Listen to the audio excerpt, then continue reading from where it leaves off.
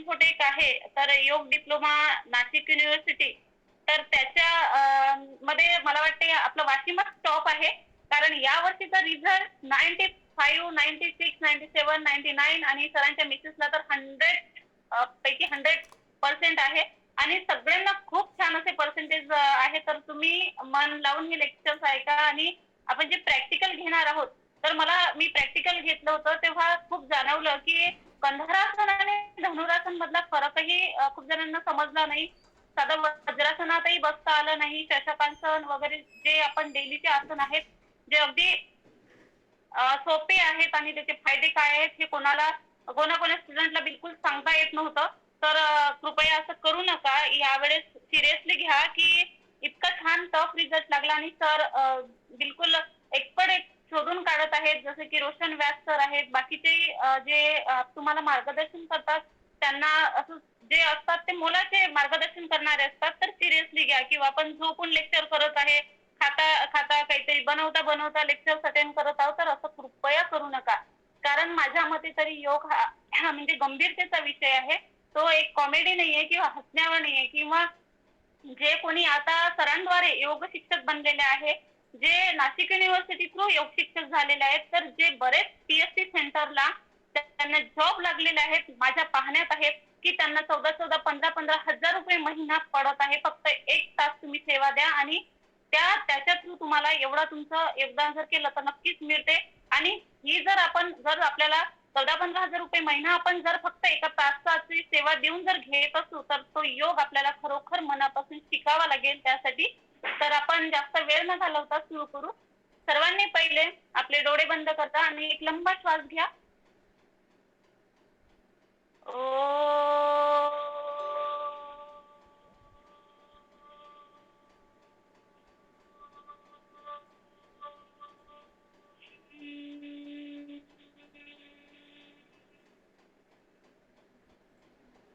सर्वे भवन्तु सुखिनः, सर्वे सन्तु निरामयाः,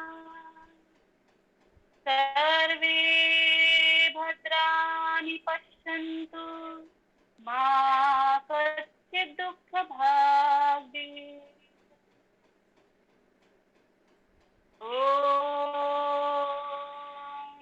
शांति शांति शांतिः.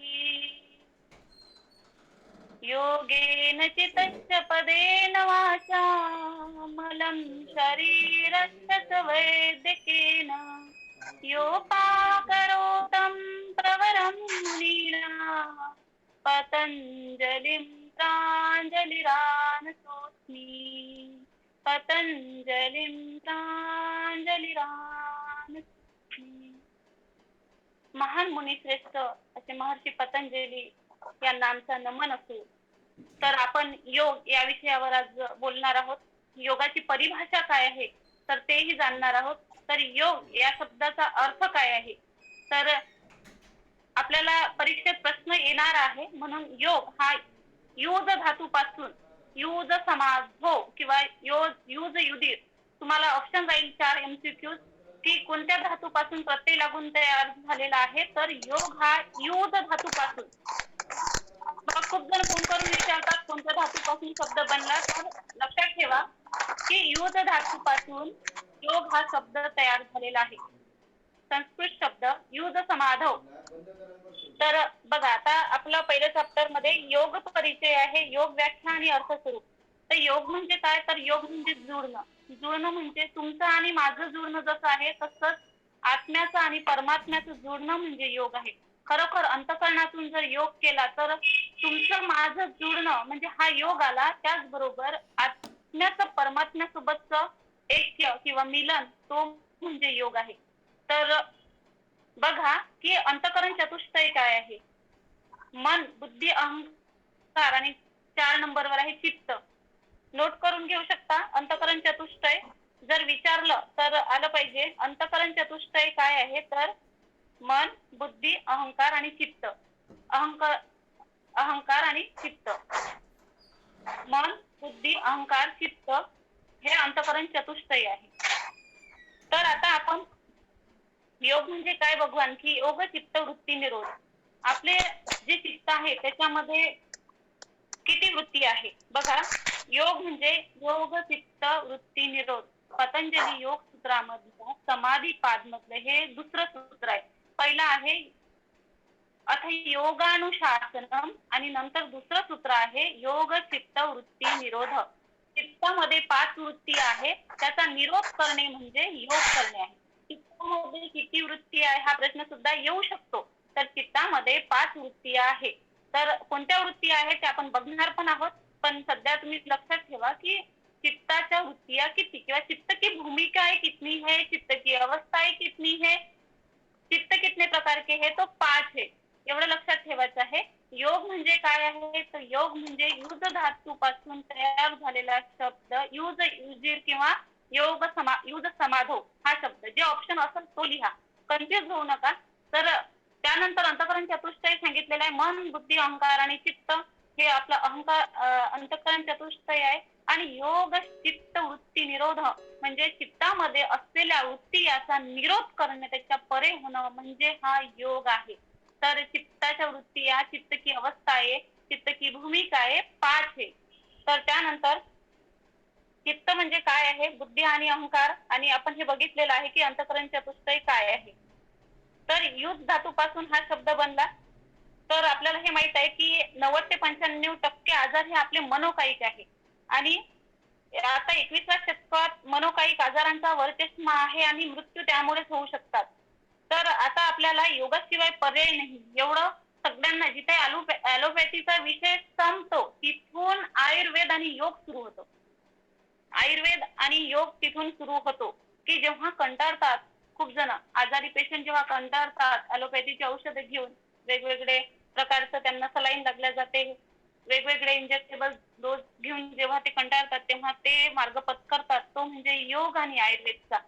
तर आता योग म्हणजे आपण फक्त आत्म्याचं आणि परमात्म्याचं मिलन म्हणजे योग म्हटलेलं आहे, किंवा शिवाचं मिलन म्हणजे योग म्हटलेलं आहे. तर नुसतं योग योग योग म्हणून योग साध्य होणार नाही. तर त्यासाठी योग करावा लागेल आपल्याला. कारण जसं आपण मीठा मीठा मीठा कहने से मुंह मीठा नहीं हो जाता, उसके लिए मीठा खाना पड़ता है, वैसे ही योग योग योग किंवा योगाचे पुस्तक वाचून किंवा योगाविषयी बोलून किंवा योगाचे फोटोज पाहून योग साध्य होणार नाही. त्यासाठी योग काय आहे तो खरोखर आपल्याला जाणावं लागेल, ऐकावं लागेल आणि करावा लागेल रोज. सर्वांना 1 तास ते 1.5 तास स्वतःच्या शरीरासाठी देणं आवश्यक आहे. आपली इम्युनिटी बूस्टर पॉवर वाढवण्यासाठी आपल्याला योग करणं आवश्यक आहे. तर फक्त सांगायचं म्हणून सगळ्यांना वेळ नाही आपण नेहमी म्हणत असतो की खरंच आम्हाला वेळ नाही, पण आपण ब्रह्ममुहूर्तावर योग करू शकतो. 3:30 ते 5:30 हा वेळ ब्रह्ममुहूर्त, सॉरी 6 पर्यंत ब्रह्ममुहूर्त म्हटलेला आहे. या वेळेत आपण योग करू शकतो. कारण स्टिरॉइड आपल्या शरीरात जे आहे ते बाहेर पडण्याची योग्य वेळ तीच आहे. तुम्हाला माहित असलं पाहिजे की आपल्या शरीरात जे स्टेरॉइड तयार होते तर ते बाहेर पडण्याची योग्य वेळ कोणती आहे. तर ते स्टेरॉइड बाहेर पडण्याची योग्य वेळ म्हणजे ब्रह्ममुहूर्त आहे. म्हणून असं म्हटलेलं आहे की सुबह सुबह योग आणि दिनभर कर्मयोग. कारण कर्म तर आपल्याला करायचंच आहे. कारण कर्माशिवाय कोणी राहू शकत नाही. कर्म करत करत योग करायचा आहे आणि नंतर आपल्याला आपलं कर्मयोग करायचं आहे. फक्त 2 तास स्वतःच्या शरीरासाठी आणि मग राहिलेले तास आपल्या बाकीचे. आता नीतिमूल्य प्रशिक्षण बघूया आपण. माणूस हा सामाजिक प्राणी आहे. समाजाशिवाय तो जगूच शकत नाही. प्रत्येक मीने समाज बनत असतो. या समाजात वावरताना काही नीतिमूल्य पाळणे आवश्यक आहे. समाज टिकून राहील याच नीतिमूल्याच्या आधारावर योगात यम नियम पाडलेले आहेत. आता तुम्हाला यम नियम माहित असणं आवश्यक आहे. यम काय आहे, नियम काय आहे आणि अष्टांग योग काय आहे. यम नियम आसन प्राणायाम प्रत्याहार धारणा ध्यान समाधी अष्टांगानी तुम्ही लिहून घेऊ शकता की अष्टांग योग ज्याला म्हणतात तो अष्टांग योग काय आहे. तर अष्टांग योग आहे यम, नियम, आसन, प्राणायाम, प्रत्याहार, धारणा, ध्यान आणि लास्ट मध्ये आहे समाधी. क्वेश्चन विचारला जातो बरेचदा आणि सर्वजण काय करतात, मग असं नाही की मग यम सांगितल्यावर आसन सांगितलं पाहिजे म्हणून आपण सिरियल वाईज तुम्हाला तिथे एमसीक्यूज मध्ये येईल. यम नियम नियम आसन प्राणायाम, यम आसन प्राणायाम प्रत्याहार असे 4 ऑप्शन उलटपालट करून राहतील. तुम्हाला सिक्वेन्स वाईज माहित असणं आवश्यक आहे. यम, नियम, आसन, प्राणायाम, प्रत्याहार, धारणा, ध्यान आणि समाधी. कारण ध्यान लागल्याशिवाय समाधी लागत नाही. ध्यानाच्या पहिली पायरी आहे प्रत्याहार. प्रत्याहार म्हणजे इंद्रियों का अपने अपने विषयों से हट जाना आणि नंतरच ध्यान लागत. जेव्हा इंद्रिय आपापल्या विषयापासून विन्मुख होईल तेव्हाच आपल्याला ध्यान लागेल. आणि ध्यानाची शेवटचा टप्पा म्हणजे समाधी आहे. आणि त्याच्या आधी काय आहे तर यम, नियम, नंतर आसन, प्राणायाम, प्रत्याहार, धारणा, ध्यान, समाधी, अष्टांग. एवढं समजलं. 8 हे अंग आहेत योगाचे. तर खूप जणांना योगाचे एवढं समजून सांगूनही शेवटी विचारतात की योगाचे 8 अंग कोणते. यम नियम आम्हाला माहित नाही. यम नियम काय आहेत हे आम्हाला माहित नाही, आम्ही वाचलं नाही. तर यम नियम आसन प्राणायाम प्रत्याहार धारणा ध्यान समाधी अष्टांग ह्या योगाच्या 8 अंग आहेत. तर आपण ह्या योगाच्या 8 अंग पाहिलेले आहेत. तर योग कर्मसु कौशलम. तुम्हाला माहित आहे की योग कर्मसु कौशलम म्हणजे योगाने प्रत्येक कार्यात, एका कार्यात नाही तर प्रत्येक कार्यात कुशलता येते. कुशलता येते म्हणजे कसं तर प्रत्येक कार्य आपण करण्यासाठी कॅपेबल असतो. जेव्हा आपण योग करतो तेव्हा आपले शरीर फिट राहते, एकंदरीत मन, मस्तिष्क आणि मनगट या तिघांचा विकास होतो, तो योगातून होतो. म्हणून म्हटलेलं आहे की योग कर्मसु कौशलम, कर्मयोग आहे हा. गीतेमधलं हे ओवी आहे.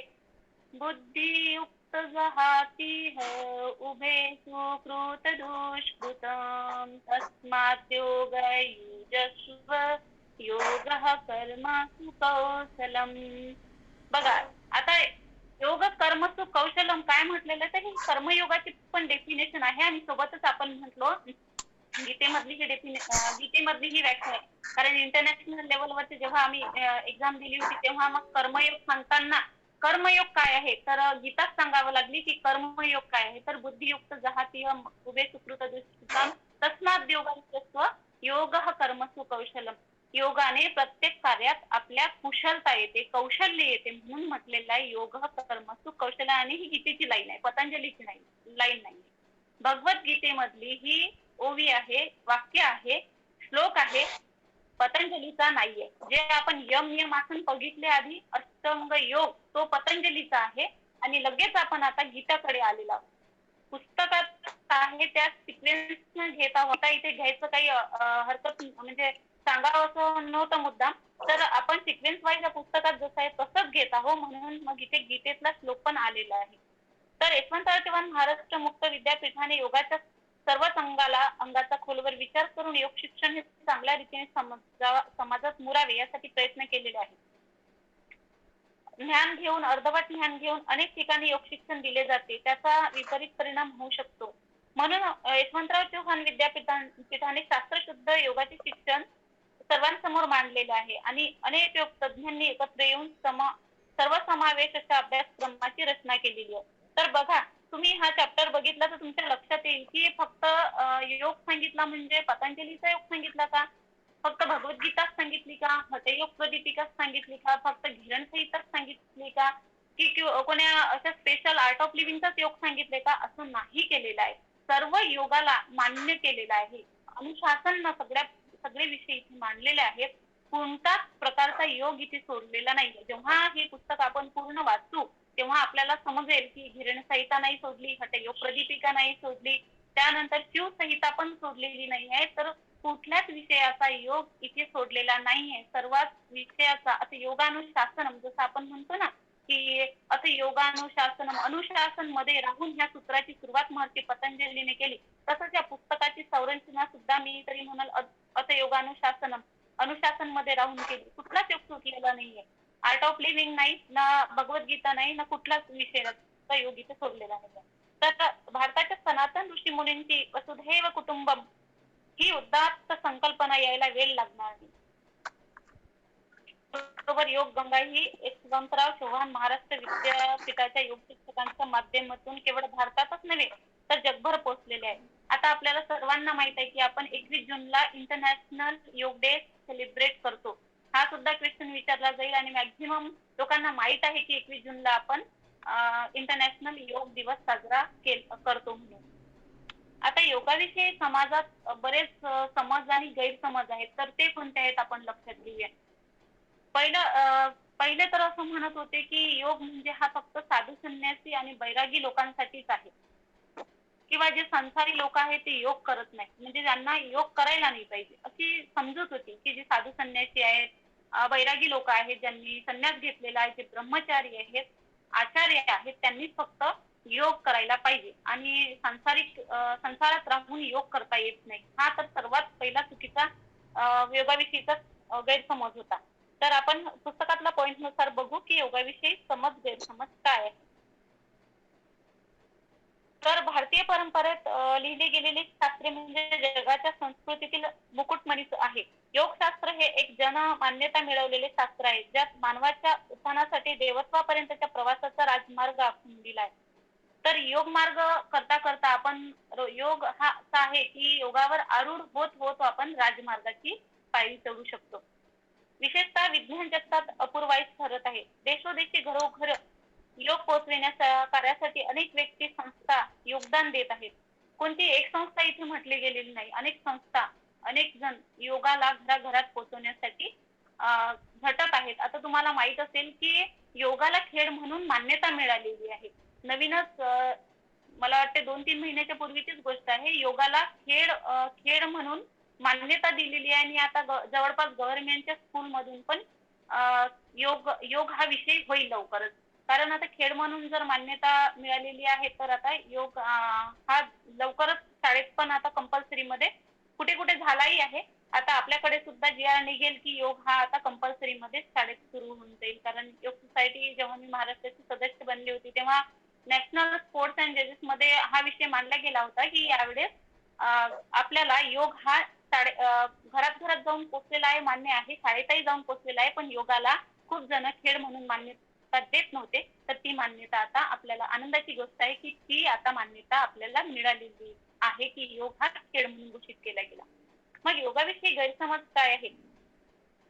योग हा शब्द ऐकला की समोर येतो की हिमालयात भगवे वस्त्रे धारण केलेला, दाढी मिशा वाढवलेला व्यक्ती आहे, झोळी घेऊन फिरणारे आहेत, विरागी आहे किंवा बैरागी आहेत. म्हणजे आपण आपल्या समोर एक त्यांची एक हे तयार होते की योग कोणी करायला पाहिजे.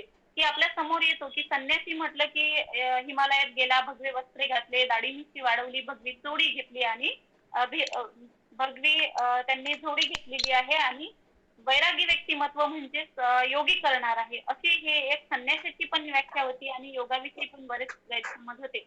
तर आता बघा की अशी डेफिनेशन करणं चुकीची आहे.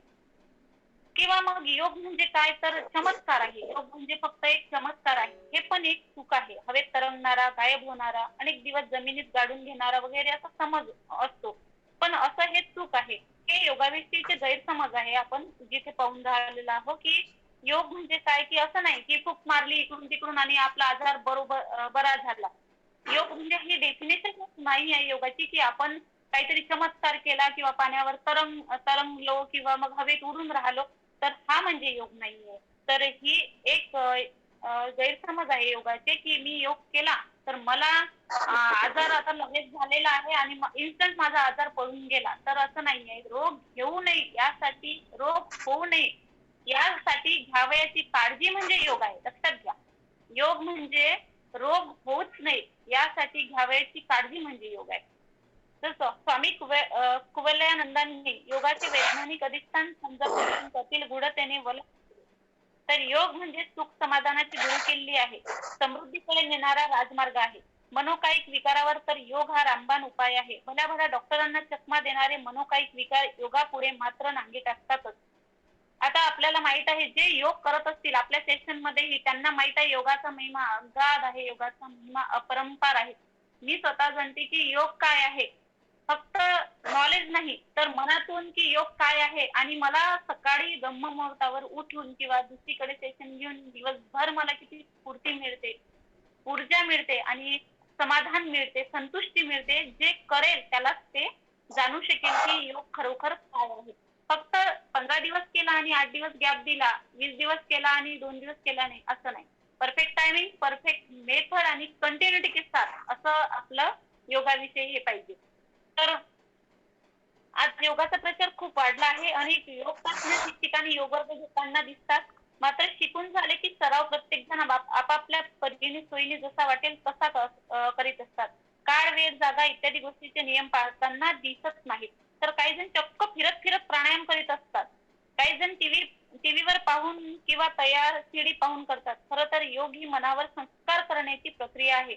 मनाला अंतर्मुख करण्याची प्रक्रिया आहे.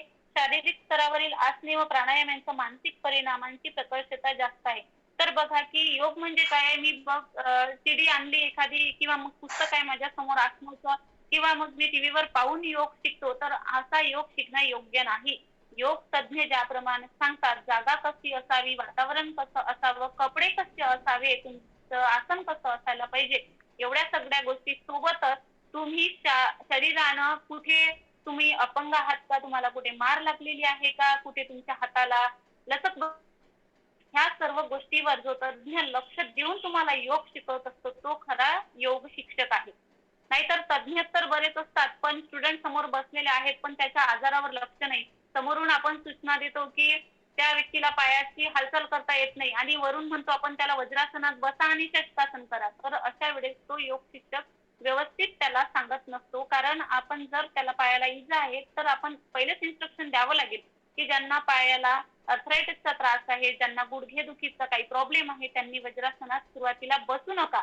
योग हळूहळू करा आणि तुम्हाला जेव्हा सराव होईल त्यानंतरच तुमची स्टेप वाढवा. तुम्हाला जेव्हा बरं वाटेल तेव्हाच तुम्ही मग हळूहळू याचा अभ्यास करा की तुम्ही वज्रासनात बसू शकता हा का खरा.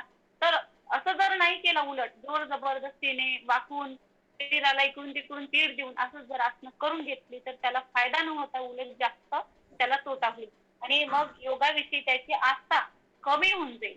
तर असं करू नका. आपल्या समोर बसणारा प्रत्येक व्यक्ती हा सुदृढ आहेच असं नाहीये. तो कोणता तरी गंभीर आजाराने ग्रस्त आहे का, कोणाला कुठे प्रॉब्लेम आहे का, कोणी मानसिक आजाराचे बळी आहेत का, तर पर्सनल चौकशी करून त्यांना हळूहळू योग शिक्षण देऊन योगाविषयी त्यांना आस्था आपल्याला वाढवावी लागेल.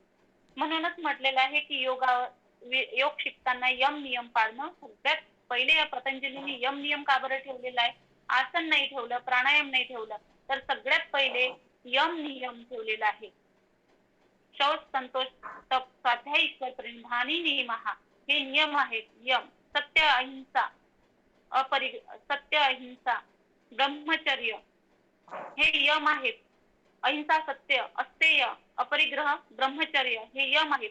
तर हे यम आणि नियम पहिले ठेवलेले आहेत, नंतर आसन ठेवलेलं आहे आणि नंतर प्राणायाम. तर हा सर्व बाजूचा अभ्यास जर खऱ्या अर्थानं आपण यम नियम पाळून जर करू आणि समोरच्याला शिकू तर आपण खरा योग शिक्षक आहोत, आपण खरं योग केलं असं आहे. नाही तर तज्ञ आहोत आणि समोरच्याची मानसिकता आपण लक्षात घेत नाही आहे तर आपल्या योग शिक्षणाचा काहीच उपयोग नाही. या विषयाचे मार्गदर्शन अन्य प्रकरणात आलेच आहे. याला जीवन येथे नाव आधुनिक भाषेत सांगायचे तर योग ही एक जीवनशैली आहे.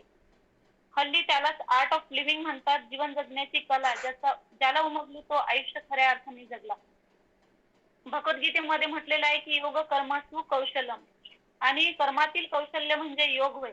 शेवटी प्रत्येक माणसाची धडपड ही कशासाठी असते, सुख आणि आनंद प्राप्तीसाठी, की मला सुख भेटलं पाहिजे, आनंद भेटला पाहिजे, याच्यासाठी ही माझी धडपड असते. त्यासाठी आपले कर्म चांगले असणं आवश्यक आहे. आनंद हे अंतिम ध्येय आहे. प्रत्येकाचं अंतिम ध्येय काय असते, फक्त समाधान आणि आनंद. आपण त्यासाठी आपल्याला कर्मयोग याकडे लक्ष द्यावं लागेल की आपलं कर्म जर खरंच चांगलं असेल तर आपल्याला शेवटची आनंद हे अंतिम ध्येय आपल्याला नक्कीच मिळेल. आनंद हा भौतिक एक सुखातून मिळत नाही, संतोषातून, समाधानातून, निरामय आरोग्यातून मिळतो. जर आपण फिजिकली आणि मेंटली फिट असू तरच आपल्या चेहऱ्यावर ग्लो दिसेल. आपल्या शरीराची जी त्याला म्हणतात निरोगी राहणं, म्हणजे शरीर नाही मन सुद्धा निरोगी असून जेव्हा आत्मा खुश असतो तेव्हा आपल्या मनावर, आपल्या चेहऱ्यावर एक तेज झळकत असते, आनंद झळकत असतो. तर म्हणून म्हटलेलं आहे भगवान श्रीकृष्णाने, काय म्हटलेलं आहे की श्रीकृष्ण भगवान म्हणतात भगवद्गीतेमध्ये, युक्ताहार विहारश्च इत्यचेष्टश्च कर्मसु स्वप्नावबोधश्च योगो भवति दुःखः. आहार विहार तर चांगला पाहिजे, विचारही चांगला पाहिजे, व्यवहारही चांगला पाहिजे, पण दुसऱ्याचं अहित स्वप्नात सुद्धा जो चिंतत नाही तो खरा योगी आहे. की दुसऱ्याचं अहित व्हावं, माझ्या शेजारी पुढे चाललेला आहे तर तो पुढे नाही गेला पाहिजे, ही माझ्या स्वप्नातही नाही यायला पाहिजे. युक्त स्वप्नावबोधश्च योगो भवती दुःखः, असं स्वप्न सुद्धा मला पडू नये, तर तो खरा योग आहे. तर योगाची परिभाषा आपण भगवद्गीता मधली सोबत पाहून घेतलेली आहे. आणि आता ते आपण हे बघतो आहे की आधुनिक साधनाचा सुकाळ असताना सर्व मूलभूत गरजा नीट भागत असताना देखील लोक मनोविकारांनी का ग्रस्त होत आहेत. बघा, आजकाल डिप्रेशन, मानसिक रोग, तणाव याच्यातून खूप खूप जण सुसाईड करत आहे. मग सगळं व्यवस्थित आहे, संबलाटांना श्रीमंतांना झोप का येत नाही, ऐश्वर्यात लोढणाऱ्या राजा सम्राटांना श्रीमंतांना झोप का येत नाही. पाश्चात्य देशात सर्व आधुनिक साधनांचा सुकाळ असताना सर्व मूलभूत गरजा नीट भागत असताना देखील लोक मनोविकारांनी का ग्रस्त होत आहे, का व्यसनाधीन होत आहे, का? आणि आता का ते योगाकडे वळले, का ते पाश्चात्य लोक योगावर एवढे संशोधन करीत आहेत. तर योग, आता आपल्याला माहित आहे पाश्चात्य लोकही योग 3.5 ते 4 लाख विद्यार्थी तिकडे चीनमध्ये संगचध्वम संवदध्वम सवो मनाशी जानताम हा मंत्र शिकत आहे. रोज सकाळी उठून सूर्यनमस्कार करत आहे. का काय योगाकडे वळला? हा खरोखर विचार करण्यासारखी गोष्ट आहे की आता पाश्चात्य आपलं अनुकरण करत नव्हते, आपण त्यांचं अनुकरण करत होतो. पण योगासाठी योग हा असा विषय आहे की प्राऊड वाटते आपल्याला की जेव्हा योग हा आपली भारतीय संस्कृती आहे, आपण तो पाश्चात्य त्यांचं अनुकरण करतात, तर तेव्हा आपल्याला खूप अभिमान वाटतो की आपण सूर्यनमस्कार भारताने जगाला दिलेली देणगी आहे. की खरंच आपण तर फॉरेनरचं अनुकरण करत असतो की पहिले तिकडे आलं मग आपण असं करायला पाहिजे, पण योगावर तसं नाही. आपल्या ऋषी मुनींची, आपल्या संन्यासाची ही परंपरा त्यांनी आपल्यापासून घेतलेली आहे. सूर्यनमस्कार जो आपली आधुनिक परंपरा आता जी आहे ती ऋषी मुनींची परंपरा जी होती ती त्यांनी आता स्वीकारलेली आहे. ही खरोखर खूप आनंदाची गोष्ट आहे. एवढे संशोधन करीत आहेत तर आता योगामुळे संतोष मिळतो आणि समाधान मिळते. ज्ञान, सम्यक विचार, सम्यक चरित्र. भगवान श्रीकृष्ण गीतेमध्ये योगाची व्याख्याच मुळे अशी करतात, समत्वम योग उच्यते. समत्वम योग उच्यते. तुम्हाला प्रश्न विचारला जाईल की समत्वम योग उच्यते कशामधला आहे? महर्षी पतंजली, धीरण संहिता, हठयोग प्रदीपिका ही भगवद्गीता. तर तुम्हाला समत्वम योग उच्यते ही योगाची व्याख्या भगवद्गीतेमधली आहे, याच्यावर टिक करायचं आहे. तर याचं पूर्ण लाईन कशी आहे? योगस्थ कुरु कर्माणि संगम त्यक्त्वा धनंजया सिद्धा सिद्धये समो भूत्वा समत्वम योग उच्यते. हे पुस्तकामध्ये इथे एवढं नाही, हे भगवद्गीतेमध्ये आहे. जेव्हा आपण भगवद्गीता वाचायला काढाल तेव्हा आपल्या लक्षात येईल की भगवद्गीता दुसरं तिसरं काहीच नाही, तर भगवद्गीता हा योग आहे. 28 अध्याय फक्त आणि फक्त योगावर आधारित आहे. धर्मयोग, कर्मयोग, संन्यास योग, भक्ती योग, लय योग, अर्जुन विषाद योग पासून तर शेवटी संन्यास योग पर्यंत तर योगच योग आहे. 80 वेळा योग शब्द हा गीतेमध्ये आलेला आहे. आणि समत्वम योग उच्यते म्हणजे काय? तर समतेतून योग म्हणजे समतेची भावना निर्माण करणारा आहे, त्याला म्हटलेलं आहे योग. योगशास्त्राचा सर्वसाधारण इतिहास बघा. आता पतंजली योगसूत्र अतिशय पहिले बघा की पतंजलीचा जो हे आहे, इथे आपण बघू गुरु शिष्य परंपरा जी आहे, तर पाणिनीचे शिष्य होते पतंजली. तुम्ही पाणिनीचं नाव ऐकलं? पाणिनी व्याकरण आपण शिकलो होतो, कारण आपण जेव्हा शिकत होतो तेव्हा पाणिनीय व्याकरण आपल्याला होतं. तर त्या पाणिनीचे हे शिष्य होते, गुरु शिष्य परंपरेतले शेवटचे शिष्य होते हे पाणिनीचे. तर महर्षी पतंजली त्या काळी दिले जात होते केवळ 196 सूत्रातून योगदर्शन हेच मुळे एक मोठे आश्चर्य आहे. इथे 196 चुकीचं आहे, 195 सूत्र आहे पतंजली योग सूत्रामध्ये, 195. तर या सूत्रांचा आशय सविस्तरपणे अनेक टीकाकारांनी मांडला आहे. त्यातील व्यास भाष्य हे सर्वात जास्त प्रमाणित मानले जाते. तर व्यासांनी भाष्य केलेलं आहे जे पतंजली योग सूत्र आहे त्याच्यावर व्यासांनी महाभाष्य केलेलं आहे, त्याला महाभाष्य म्हटलेलं आहे. भोजाची राजमार्तंड टीका, भाव गणेशाची प्रदीप, रामानंदाची मणिप्रभा, सदाशिवेंद्र सरस्वतीची योग सुधाकर टीका मान्य पावल्या आहेत. या टीका संस्कृत मध्ये आहेत. श्री कृष्णाजी केशव कोल्हटकर यांनी मराठीत लिहिलेला सार्थ व सविवरण पातंजल योगदर्शन अर्थात भारतीय मानसशास्त्र हा महाराष्ट्रात मान्यता पावलेला ग्रंथ आहे. योगालाच त्यांनी मानसशास्त्र म्हटलेलं आहे. तर बघा, योगालाच मानसशास्त्र म्हटलेलं आहे आणि योग हा भारतीय मानसशास्त्र हा महाराष्ट्रात मान्यता पावलेला ग्रंथ आहे. मानसशास्त्राची संकल्पना फार पुरातन काळापासून होती हे त्यांनी स्पष्ट केलेले आहे. आज मानसशास्त्र म्हटले की समोर सिग्मंड फ्राइड, ऍडलर, स्काउट, वॉटसन, वुडवर्थ इत्यादी मानसशास्त्रज्ञांची यादी समोर येते. मात्र हे सर्व 100 ते 150 वर्षातील शास्त्रज्ञ आहेत. शास्त्रज्ञाची नाव तुम्ही नोट करून घ्या की हे 100 ते 150 वर्षातील शास्त्रज्ञ आहेत. आधुनिक मानसशास्त्राची संकल्पना ही केवळ 150 ते 200 वर्षातली आहे. भारतीय अध्यात्म व संस्कृतीमध्ये मनाची संकल्पना हजारो वर्षापूर्वीची असून या मनोभोवतील सर्व शास्त्रे, दर्शन, उपनिषद गुंतली आहे. मनच सर्व ठिकाणी केंद्रीभूत असल्याचे दिसून येते. आपल्याला माहित आहे की मन सर्व जे काही आहे, शास्त्र आहे, दर्शन आहे, उपनिषद आहे, हे सर्व एकाच ठिकाणची केंद्रबिंदू आहे. तर ते कशाचे आहेत? मनाचे आहेत. एवढेच नव्हे तर आयुर्वेदाने मनाला इंद्रियच मानले आहे. तर आयुर्वेद जे आहे त्यानं मनाला काय मानलेलं आहे? इंद्रिय मानलेले आहे. मनाच्या व्यापाराचा सखोल विचार केला गेला आहे. आपल्याला जे काही चालते ते मनातून चालते. सर्व मनच आपलं सर्व करता करविता सर्व मनच आहे आपलं. तर योग म्हणजे काय आहे? तर योग म्हणजे मनावर नियंत्रण ठेवणे म्हणजे योग आहे. तर भारतीय संस्कृतीमध्येही प्रथम मनाचाच विचार केला गेला आहे. तर सर्वात महत्व कोणाला दिलं गेलं आहे? तर मनाला दिलं गेलेलं आहे. तर एकदा माणसाचे मन सुधारले की त्याचे जीवनच सुधारते आणि मनाला सुधारण्याचा एकच प्रभावी रामबाण उपाय म्हणजे योग. मन प्रशमन उपाय हा आहे. अंडरलाईन करा या लाईनला. योग हा मन प्रशमन हा उपाय हा. मनाला जर कसं सुधारायचं असेल तर कसं सुधारायचं आहे? योग मन हा प्रशमन हा उपाय हा. पातंजल योग दर्शनाला विवेकानंदांनी बघा, स्वामी विवेकानंदांनी राजयोग कशाला म्हटलेला आहे? पतंजलीचं जे योग दर्शन आहे, योग सिद्धांत जे योग दर्शन जे पुस्तक आहे, योगसूत्र, त्याला राजयोग म्हटलेला आहे. राजयोग कोणी म्हटलेला आहे? तर तुम्हाला क्वेश्चन विचारला जाऊ शकतो. नोट करून घ्या. स्वामी विवेकानंदांनी पतंजली योग सूत्राला राजयोग म्हटलेला आहे. कोण चालले काय? असलं तरी जायचं, माझं नाव सांगायचं कोणाला बी.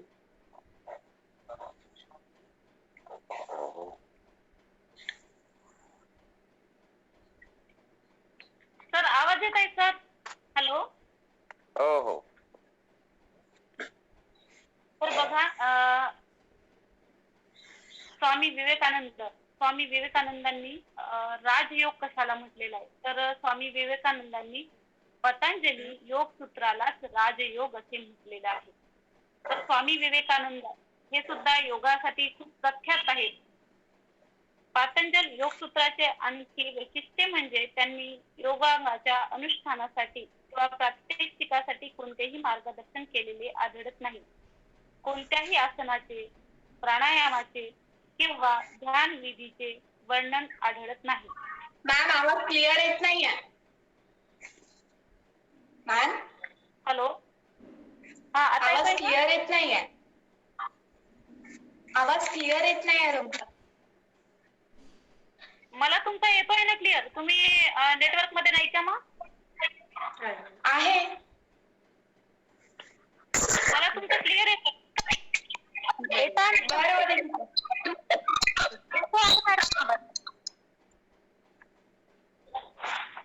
सर सर्वांना आवाज येत नाही का माझा?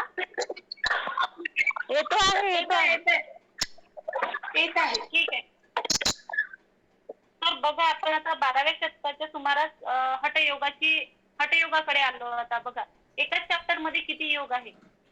एकाच चॅप्टर मध्ये हठयोग पण आहे, राजयोग पण आहे, त्यासोबत कर्मयोग पण आहे, पतंजली योगसूत्र पण आहे, भगवद्गीता पण आहे. लक्षात ठेवा, फक्त काय करायचं आहे आपल्याला, कन्फ्युज व्हायचं नाहीये. योगेश्वर श्रीकृष्ण भगवानांनी काय कशाला योग म्हटलेला आहे की समत्वम योग उच्यते. त्यानंतर योग कर्मसु कौशलम. स्वामी विवेकानंदांनी योगालाच राजमार्ग म्हटलेला आहे. त्यानंतर स्वामी हठयोग कोणाचा आहे? स्वामी हठयोग कोणाचा विवेकानंदांनी आहे?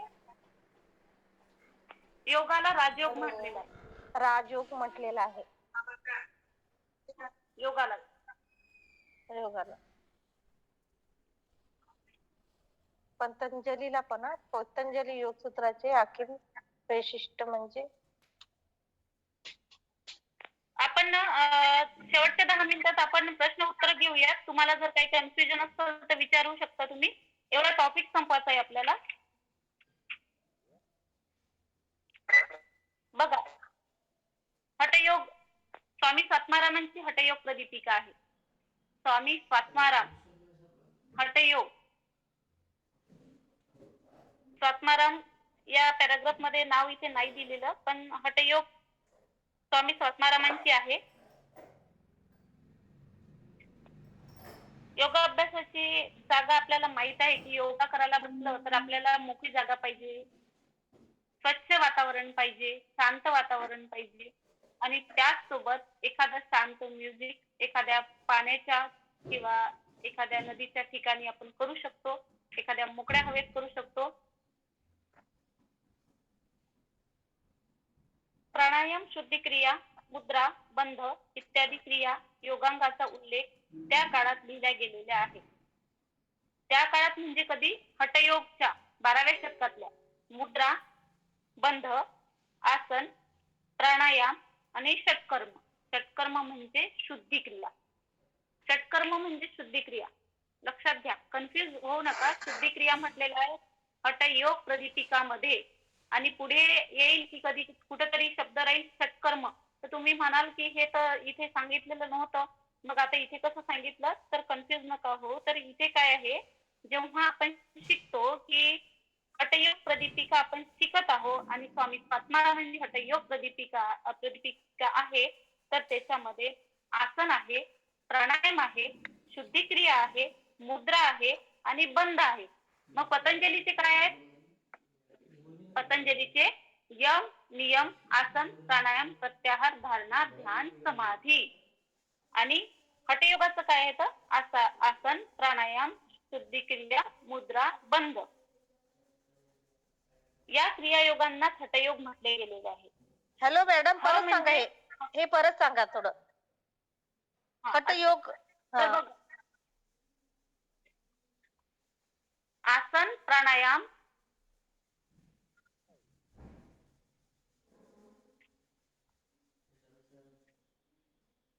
शुद्धी क्रिया इन ब्रॅकेट षटकर्म,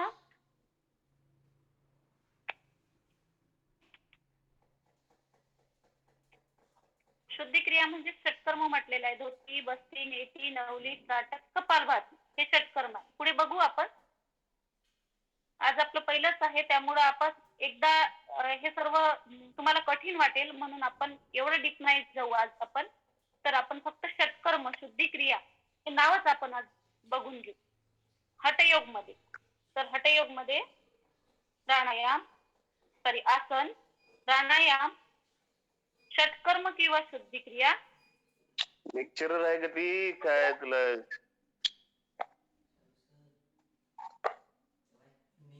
बंद.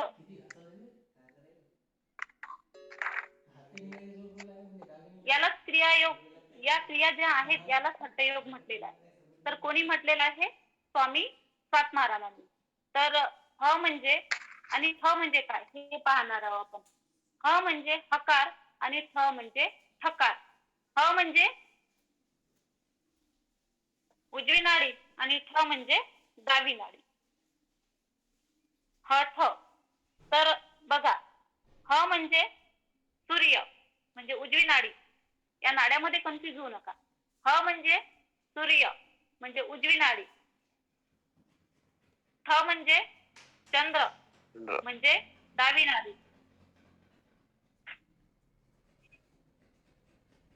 ह आणि थ म्हणजे काय? ह म्हणजे सूर्य नाडी म्हणजे हकार, उजवी उजवी नाडी. थ म्हणजे ठकार म्हणजे चंद्रनाडी, अर्थातच गंगा नाडी किंवा याला गंगास्वर म्हणतात.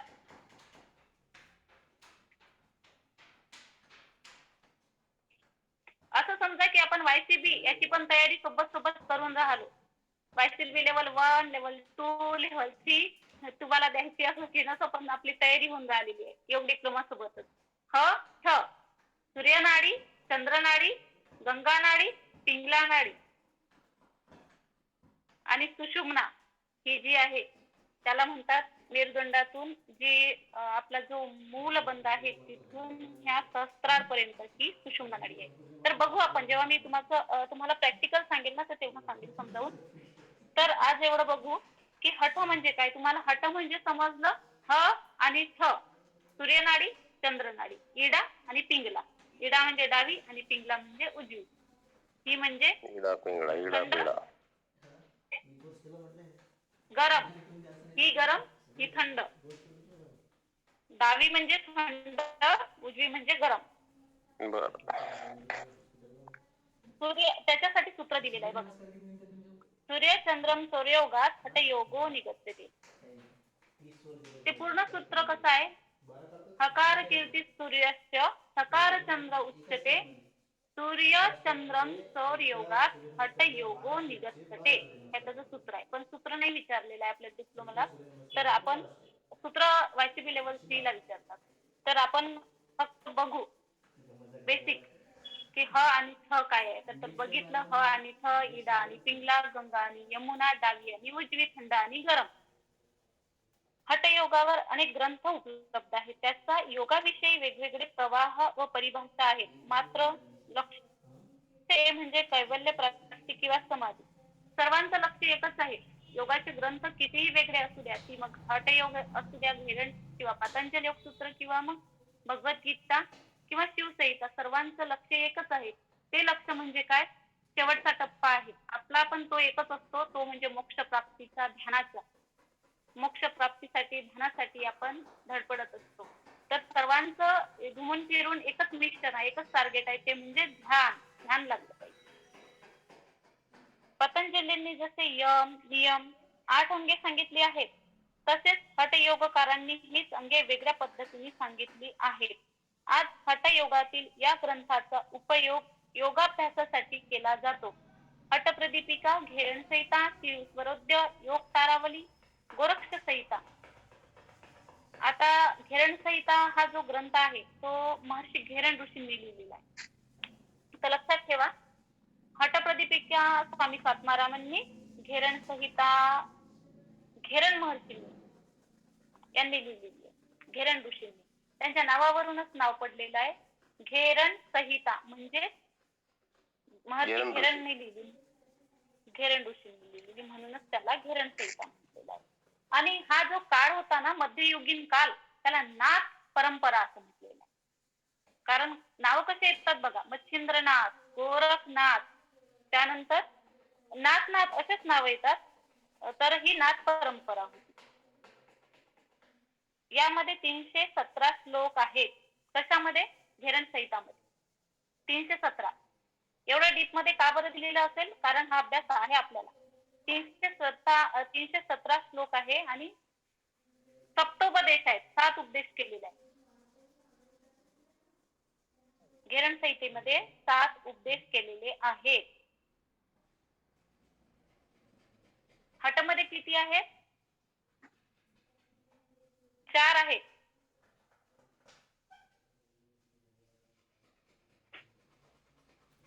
तर 5 आहेत. आसन, प्राणायाम, शुद्धी क्रिया, बंध आणि मुद्रा. आणि याच्यात सप्तोपदेश आहेत, 7 आहेत. 7 आहेत म्हणजे त्याचे अध्याय 7 आहेत. पहिला अध्याय, दुसरा अध्याय, तिसरा अध्याय, चौथा अध्याय, 5वा, 6वा आणि 7वा, त्याला उपदेश म्हटलेला आहे. पहिलं चॅप्टर, दुसरं चॅप्टर, तिसरं चॅप्टर जसं आपण शिकत आहे ना तसंच या त्यांनी त्याला त्या नाथ परंपरामध्ये त्यांनी उपदेश म्हटलेला आहे.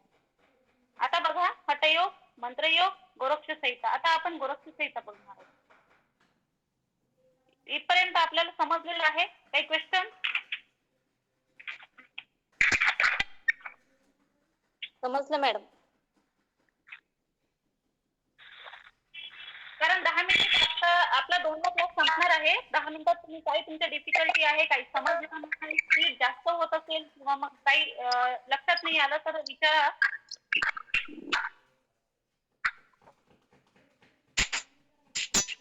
क्वेश्चन असेल तर स्वतःला अनम्यूट करा आणि विचारा, कारण आपल्याला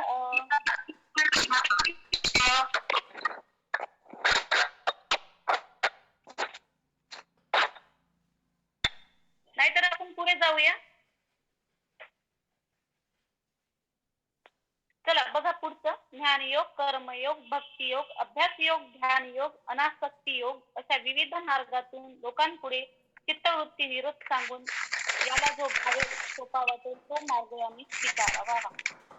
बघा आपल्याला ज्याला जो मार्ग सोपा वाटतो ना तो मार्ग त्यांनी स्वीकारायला पाहिजे. तर पुराण बघा किती आहे. नारद पुराणात योगासनाचा उल्लेख आहे. विष्णू पुराण, गरुड पुराण, मार्कंडेय पुराण आणि हे वाङ्मय जे आहेत ना त्या सगळ्यांमध्ये योग प्रक्रियाचा उल्लेख आहे. जेवढे जेवढे पुराण आहेत त्याच्यामध्ये योगासनाचा उल्लेख आहे आणि योग प्रक्रियांचा उल्लेख आहे. कशा कशामध्ये आहे? नारद पुराणात आहे, विष्णू पुराण आहे, गरुड पुराण आहे, मार्कंडेय पुराण आहे. तर याच्यामध्ये सगळ्यामध्ये योग म्हणजे आता आपण आधुनिक चिकित्सा पद्धती म्हणजे योग असं म्हणतो, पण योग हा मध्यकालीन त्याच्या आधीपासून योग हा प्रचलित आलेला आहे.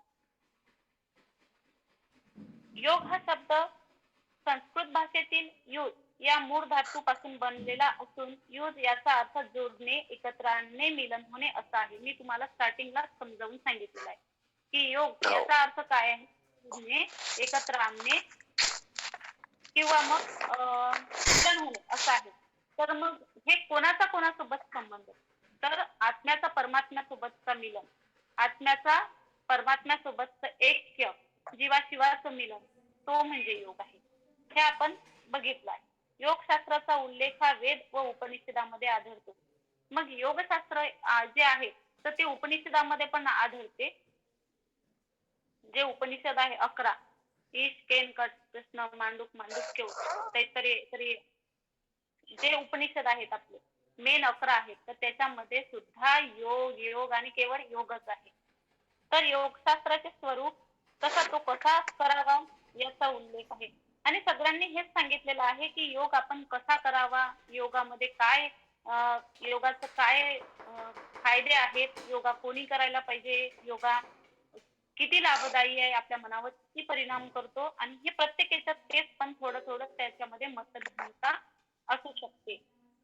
कारण सगळ्यांचा विषय शेवटी एकच आहे की ध्यानापर्यंत पोहोचणं. सर्वांचे मार्ग जरी वेगवेगळे आहेत तरी सगळ्यांची शेवट एक आहे, तो म्हणजे ध्यानाकडे पोहोचण्याचा. उपनिषदात पण तोच आहे, वेदामध्ये तोच आहे आणि दुसरा ग्रंथ जो आलेला आहे तो म्हणजे भगवद्गीता.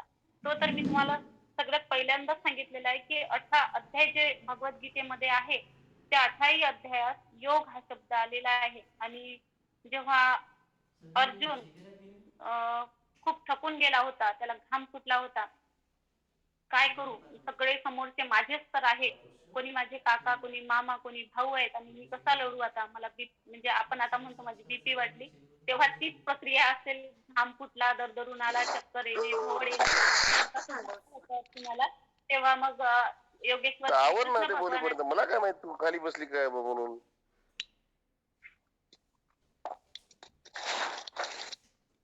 नाईक सर तुमचा माईक बंद करा ना. हो सर, सॉरी सर, घरी घरी माईक सॉरी सॉरी. बंदच करून ठेवा आणि कोणीही क्वेश्चन मदत करू नका. चॅप्टर संपल्यानंतर ताई तुम्हाला सेपरेट वेळ देतील. तुम्हाला ज्या अडचणी येतात त्या ओके, तुमच्या लिहून ठेवा आणि माईक कोणाचाही हा, सुरू सर. राहू देऊ नका. रेकॉर्डिंग सुरू आहे याला.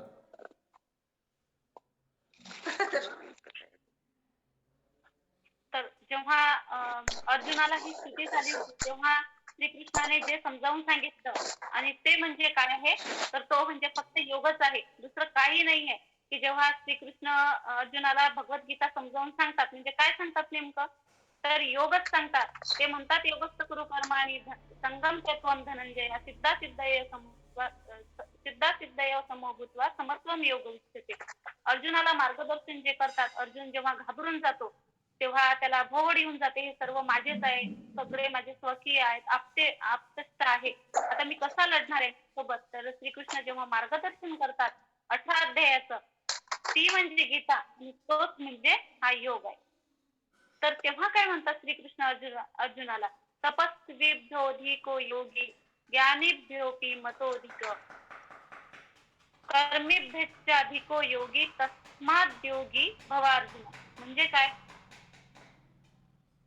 महान तपस्वियांपेक्षा खूप पंडित आहेत ते, ज्यांच्याकडे अगाध ज्ञान आहे, यांच्यापेक्षाही ज्ञानोप्योपी मतोधिक, म्हणजे ज्यांच्याकडे अगाध ज्ञान आहे यांच्यापेक्षाही कर्मी धिको, म्हणजे जे आपापलं कर्म करत आहेत, आपापल्या इच्छा पूर्ण करण्यासाठी, आपल्या कुटुंबाची इच्छा पूर्ण करण्यासाठी जे दिवस रात्र काम करत आहे, पुढे जाण्यासाठी जे स्ट्रगल करत आहे, त्यांच्यापेक्षाही जर कोणी श्रेष्ठ असेल तर तो म्हणजे तस्माद योगी भवार्जुन, तो म्हणजे एक योगी आहे. तो म्हणजे स्त्री किंवा पुरुष असा भेद नाही, तर तो म्हणजे योगी आहे. तपस्वी ज्योधिको योगी म्हणजे महान तपस्वियांपेक्षा, ज्ञानीपेक्षा, पंडितांपेक्षा आपापलं कार्य पुढे नेत आहे, आपापलं काम करण्यात जो गुंतलेला आहे, आपल्या इच्छा आकांक्षा पूर्ण करण्यात जो गुंतलेला आहे, त्याच्यापेक्षाही जर का कोणी श्रेष्ठ असेल हे अर्जुना, तर तो कोण आहे, तर तो एक योगी पुरुष, हे लक्षात ठेव. आणि अशा प्रकारे ही गीता इथून जन्माला आली आणि असे हे 18 अध्याय इथून जन्माला आले. तर योग म्हणजे काय आहे, तर योग चित्त वृत्ती निरोध, आपल्या चित्तामध्ये जेवढ्या वृत्ती आहेत त्याचा निरोध करणं. निरोध करणं म्हणजे त्याला थांबवून टाकणं, त्याच्या परे होणं, म्हणजे नाही आहे, थांबवून टाकणं त्याला, तो म्हणजे योग आहे. योग म्हणजे एका शब्दात सांगते, योग चित्त वृत्ती निरोध. ही डेफिनेशन तुम्ही पाठ करा, खूप कामी पडते. तर आपल्या चित्तामध्ये ज्या वृत्ती आहे त्याला विरोध करणं, निरोध करणं, त्याच्या परे जाणं म्हणजे योग आहे. ज्ञान योग, कर्मयोग, भक्ती योग, लय योग, आणि सगळ्यातून चित्तवृत्ती निरोध सांगून ज्याला भावेल, सोपा वाटेल, तो मार्ग ज्याने त्याने स्वीकारावा. काय म्हटलेलं आहे की ज्याला जे वाटेल, ज्ञानयोग, कर्मयोग, भक्तियोग, लययोग, याच्यातून पुढे जात जात जे आपल्या चित्ताला निरोध करून भावेल, सोपा वाटेल, तो मार्ग त्याने स्वीकारावा. नारद पुराणातही योगासनाचा उल्लेख आढळतो. विष्णू पुराण, गरुड पुराण आणि मार्कंडेय पुराण. आता आपण मागेच बघितलेला आहे की या पुराणात योगाचा उल्लेख आहे. भारतीय अर्थशास्त्रामध्ये दर्शनशास्त्रांना अनन्य महत्व आहे. मुख्य म्हणजे जी षड्दर्शन सांगितलेली आहे. आता बघा, आता आपण आणखी एका दुसऱ्या पॉइंट कडे आलेला आहोत. दर्शन. दर्शन म्हणजे काय, जसं आपण म्हणतो ना योग दर्शन, तसे 6 दर्शन आहे. तर कोणते आहेत ते आपण नंतर बघू, कारण फक्त एवढाच मुद्दा इथे दिलेला आहे की 6 दर्शन आहे. योग दर्शन, योग दर्शन आता आलेलं आहे याच्यामध्ये, म्हणून योग दर्शन सांगितलं. दर्शन 6 आहे. तुम्हाला ऑप्शन राहील 4 आहे, 3 आहे, 2 आहे, 6 आहे, तर तुम्ही कन्फ्युज व्हायचं नाही. 6 दर्शन आहे. महामुनी पतंजली यांनी योगशास्त्राला दर्शनाचा दर्जा प्राप्त करून दिला, इतकी त्यांची प्रतिभा मोठी होती. पतंजलीचा काळ हा 2500 वर्ष मानला जातो. परंतु पूर्वीच्या वेद, उपनिषद, पुराण ग्रंथात हा उल्लेख आढळीत असल्याचे योगशास्त्र कोणी सांगितले असा प्रश्न पडतो. योगाचा आदी प्रवक्ता हा खरे तर सूत्रात्मा हिरण्यगर्भ मानला जातो. बघा, हा प्रश्न येतो, योगाचा प्रवक्ता कोण? कारण हा आम्हाला YCB मध्ये जेव्हा इंटरनॅशनल एक्झाम होते ना, QCI, YCB, तेव्हा पण ही क्वेश्चन असेच राहत होते की योगाचा आदी प्रवक्ता कोण आहे? तर हिरण्यगर्भ, योगान प्रोक्ता अशी त्याची डेफिनेशन दिलेली होती. तर हिरण्यगर्भ हा योगाचा आद्य प्रवक्ता मानला जातो. आद्य शब्द टाकायचा, आदी प्रवक्ता, आद्य प्रवक्ता असा याज्ञवल्क स्मृतीमध्ये उल्लेख आहे. तर याज्ञवल्क स्मृती हा शब्द पण लक्षात ठेवा, असा याज्ञवल्क स्मृतीमध्ये पण उल्लेख आहे. हिरण्यगर्भ हा योगाचा आदी प्रवक्ता होता. हिरण्यगर्भाना योगाना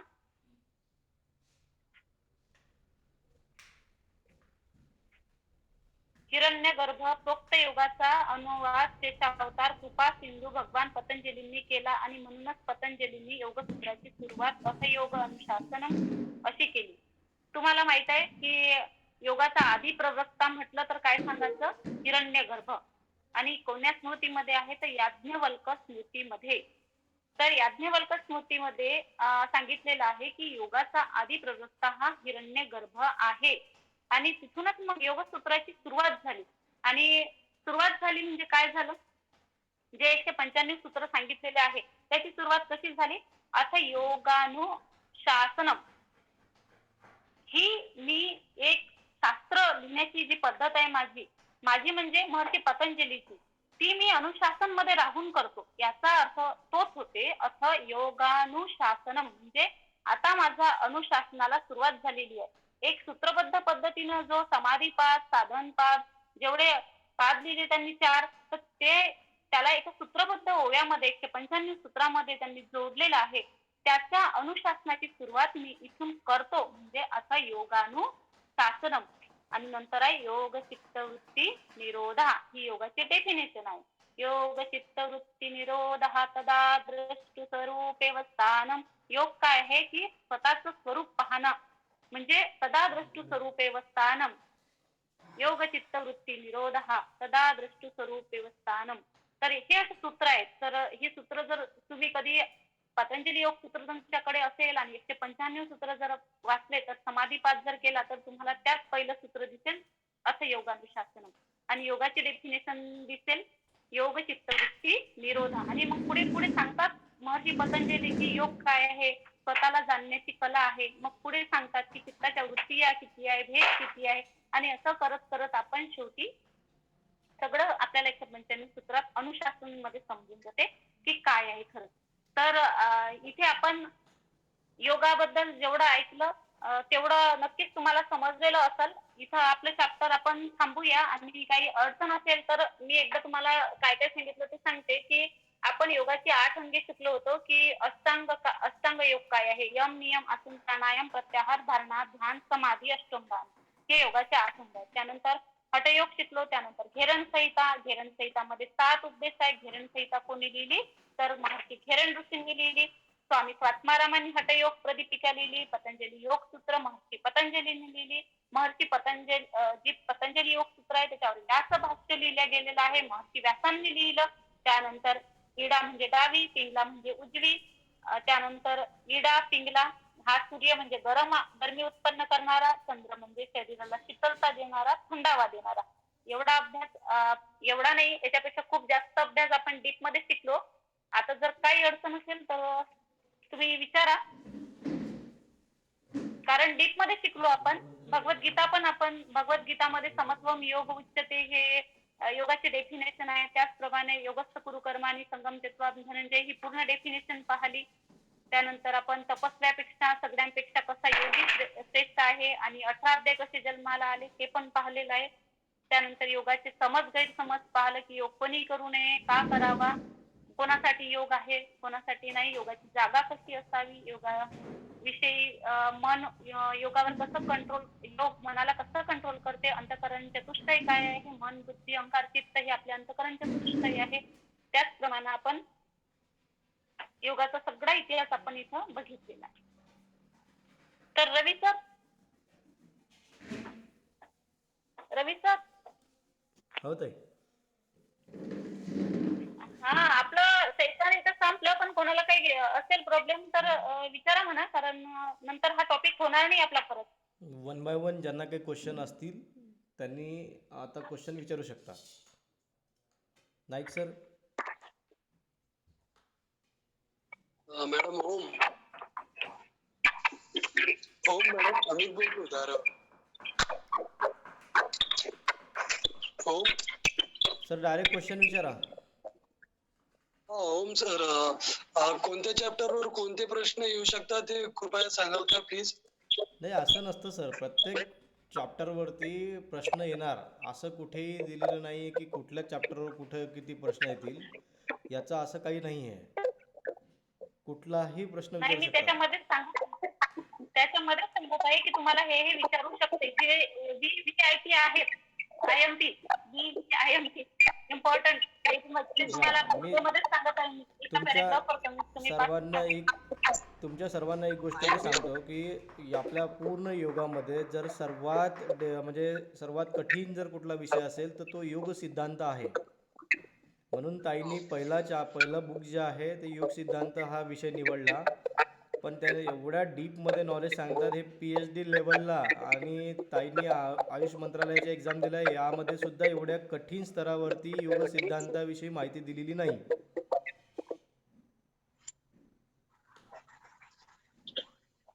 आवाज बरोबर येत नाहीये.